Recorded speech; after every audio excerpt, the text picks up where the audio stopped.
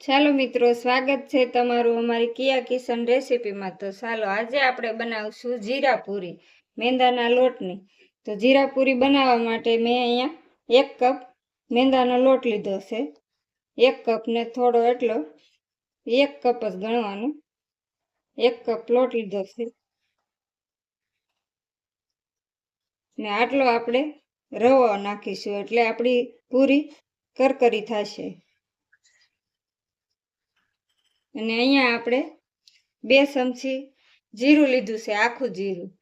અને મોણ દેવા માટે આપણે ઘી લીધું છે અને થોડું નમક લીધું છે। હવે આપણે લોટ બાંધી લેશું। તો નમક એડ કરીશું અને ઘીનું મોણ દેશું। જરૂર પડે તો આપણે તેલ નાખીશું।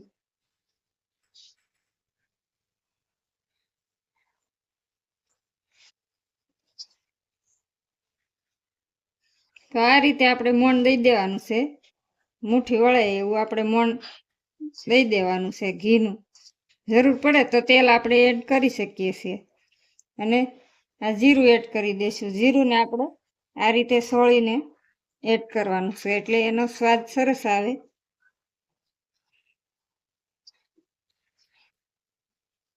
એને આપણે મિક્સ કરી લઈએ આ રીતે। હવે આપણે પાણી નાખીને બાંધી લઈએ। થોડું થોડું પાણી એડ કરતું જવાનું અને બાંધી લેવાનું, નકર તો ઢીલો થઈ જશે। આપણે બહુ ઢીલોય નહીં, બહુ કડકય નહીં, એ રીતનો લોટ રાખવાનો છે આપણે।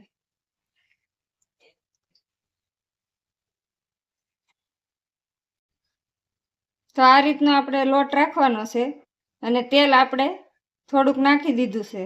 તો તેલ નાખીને આપણે થોડી વાર ઢાંકીને રહેવા દેશું એટલે કૂણ આવી જાય એના જાતે।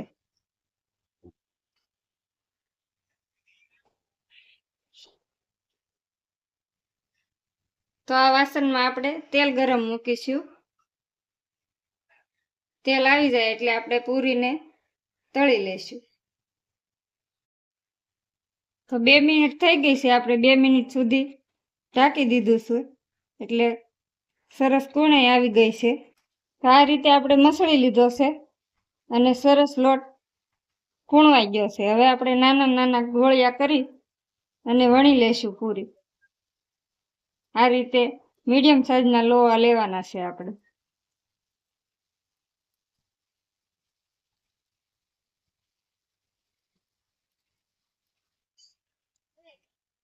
તો આપણું તેલ ગરમ થાય ત્યાં આપણે પૂરી બનાવી લઈએ। તો આ રીતે આપણે પૂરીને વણી લેવાની છે। હાવ આપણે પતલી વણવાની છે, બહુ જાડી નથી રાખવાની।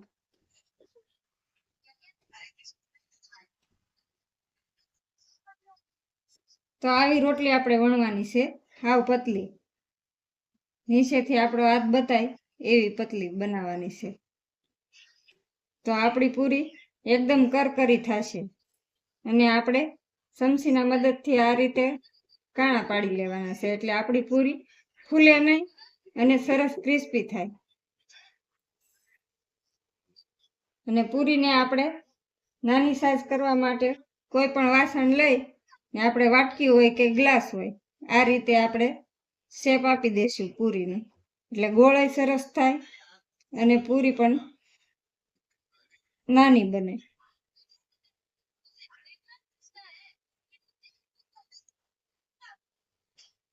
તો આ રીતે આપણે પૂરી બનાવવાની છે। તો સરસ બની ગઈ છે આપણી પૂરી। તો આ રીતે આપણે બધી પૂરી બનાવી લીધી છે, આ રીતે ગોળ સરસ। તો હવે આપણું તેલ પણ આવી ગયું છે, તો હવે આપણે તળી લઈશું।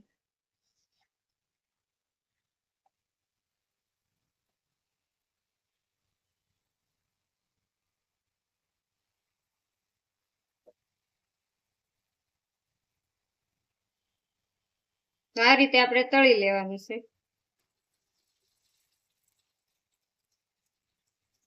કલર ચેન્જ ન થાય ત્યાં સુધી આપણે તળાવા દેવાની એટલે ક્રિસ્પી પણ બનશે અને કલર પણ ચેન્જ થઈ જશે.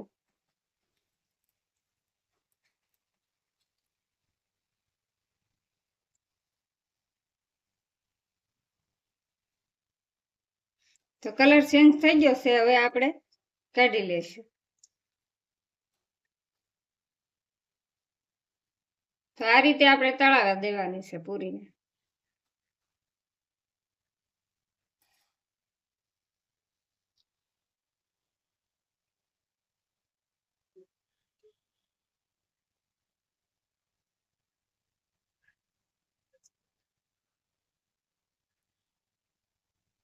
તો પૂરી આપણી તળાઈ ગઈ છે, કાઢી લઈએ.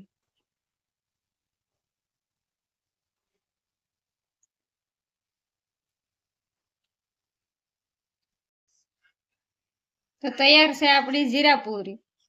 તો તમને કેવી લાગી મારી રેસીપી? મારી રેસીપી પસંદ આવી હોય તો લાઈક કરજો, શેર કરજો અને સબસ્ક્રાઈબ કરવાનું ભૂલતા નહીં.